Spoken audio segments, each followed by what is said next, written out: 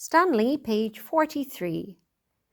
You can imagine my relief, therefore, when, in the delivery room of the maternity hospital that night, I became the father of Sinead and Cora.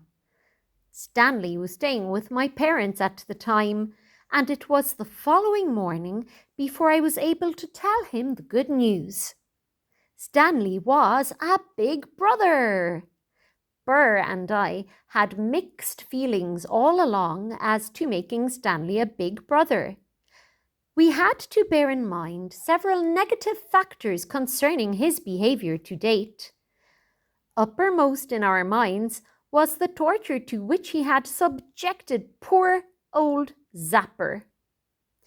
If a fully grown Alsatian bitch lived in total fear of Stanley, then what hope would there be for a helpless newborn baby? Then, of course, there was his preoccupation with painting things. Would he decide to change the colour of the baby's skin should the mood take him?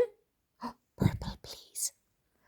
Would we be the only parents of hint of honey twins in the neighbourhood? Added to these worries was his love for things electrical. How could any baby be safe in the hands or presence of this wildly imaginative and at times near lunatic mini electrician? When we later discovered the impending arrival of 2 babies, these fears were obviously doubled. Burr eventually succeeded in convincing me that the elevating Stanley's status to that of big brother might have positive repercussions. New responsibilities might change Stanley for the better. Helping out at changing time by getting creams and powders from the bathroom, or assisting at meal times by spoon-feeding one of his little sisters might make him see that there is more to life than being a destructive wretch. Maybe now this would be a turning point. After 3 years and 5 months, Stanley Paul Francis McGregor would discard his lunatic tendencies, abandon his creations, and become, finally, and not before time, a regular, normal member of the human race. We lived in hope. We must have been nuts. The first time Stanley saw his twin sisters was when they were 2 days old. I drove him to the hospital, and all the way he talked excitedly about what he was going to say to his mammy and how he was going to give each of his new sisters a really big hug and kiss. I felt very happy about the whole situation at this stage.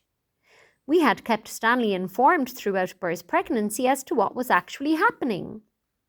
He knew for several months he was going to have either a baby brother or a baby sister.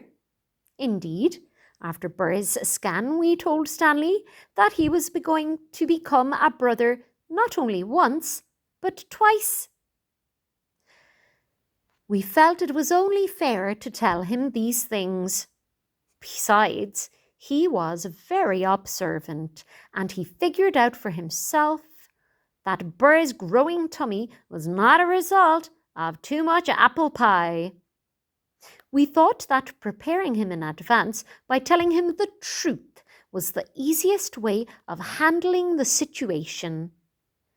It would have been most insensitive of us to suddenly arrive home with 2 new babies, as if there had been a special offer at the supermarket.